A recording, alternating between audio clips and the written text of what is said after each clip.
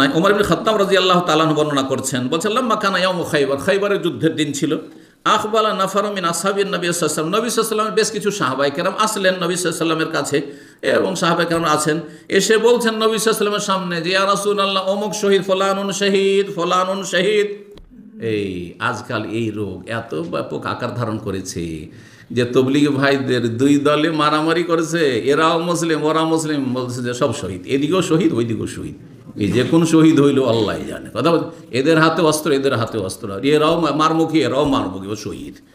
আর তারপরে হ্যাঁ, দুনিয়ার ক্ষমতার জন্য যাচ্ছে মিছিল করতে, লড়াই করতে, মারামারি করতে, আর তারপরে বলছে মারা গেছে এগুলো আমার শহীদ শহীদ শহীদ। কিসের শহীদ এগুলো? আচ্ছা যদি শহীদ হয়ও তো এই সার্টিফিকেট আমার আপনার না আল্লাহর? আল্লাহর সার্টিফিকেট আপনি আমি দিতে পারি? দাম্মাম ইউনিভার্সিটির সার্টিফিকেট যদি আমি দেওয়া শুরু করি, কতটা মূল্য থাকবে এই সার্টিফিকেটের? হ্যাঁ, মদিনা ইউনিভার্সিটির সার্টিফিকেট আমি এখানে বসে বসে দিতে শুরু করলাম, চলবে? আশ্চর্য কথা, এগুলো বুঝতে পারছেন? আর শহীদ শাহাদাতের সার্টিফিকেট একমাত্র রবের কাছে, তো রব সার্টিফিকেট দেবেন, আপনি আমি কি করে দেব? আর রব যদি সার্টিফিকেট দেন তাহলে নবী অবশ্যই দুনিয়ায় থাকতে হবে, কারণ নবী ছাড়া আমাদের কারো কাছে ওহী আসবে না। সুতরাং কে শহীদ এটা জানার কোনো রাস্তা আর নেই, কোনো রাস্তা নেই। তো যখন ওই লোকগুলি সম্পর্কে, খাইবারের যুদ্ধে যারা কাফেরদের হাতে নিহত হয়েছে তাদের সম্পর্কে সাহাবীরা মন্তব্য করে বলেন ফুলান অনুসারে অমুক ব্যক্তি শহীদ হয়েছে, ইয়া রাসূলুল্লাহ অমুক শহীদ হয়েছে।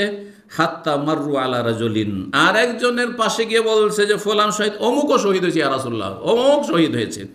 নবী সাল্লাল্লাহু আলাইহি ওয়াসাল্লাম বললেন কাল্লা, কোশ্চিন কালেও না, তোমরা যে শহীদ শহীদ বলছো কখনো না। ইন্নী রাআইতুহু ফিন্নার, আমি ওকে জাহান্নামে দেখলাম। তোমরা শহীদ বলছো আর আমি ওকে জাহান্নামে দেখলাম। আর একটা হাদিস রয়েছে, যখন সাহাবীরা বললেন অমুক শহীদ অমুক শহীদ, তখন নবী সাল্লাল্লাহু আলাইহি ওয়াসাল্লাম ওয়া মা ইউদরিক, তুমি জানলে কি করে?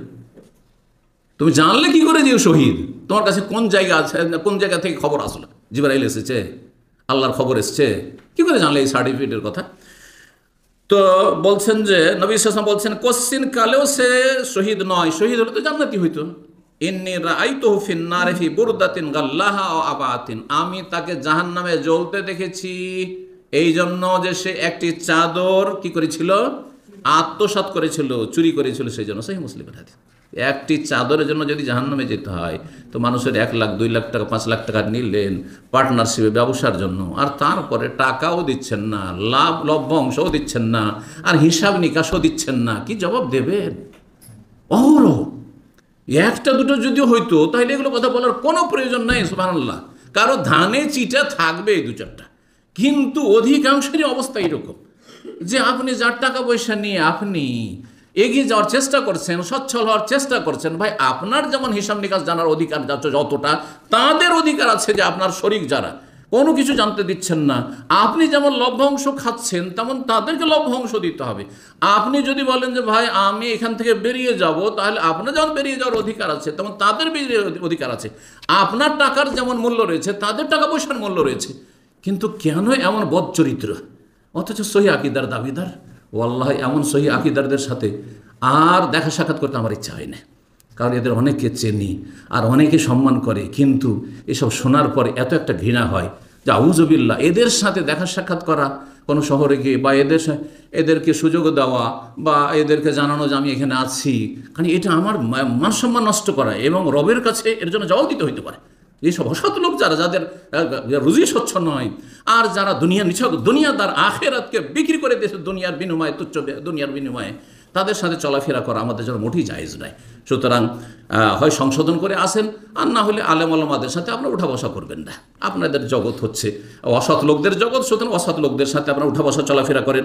ভালো মানুষকে আপনার কালারিং করবেন না, কারণ ভালো মানুষের সাথে আপনার উঠা বসা মানে অন্যরা ভাববে যে এদের সাথে শাইখেরা আবার উঠা বসা করছে, শাইখেরা এদের সাথে চলাফেরা করছে, একসাথে খাওয়া দাওয়া করছে, আবার এদের দাওয়াত নিচ্ছে, আবার এরা টাকা পয়সা বেইমানি করছে।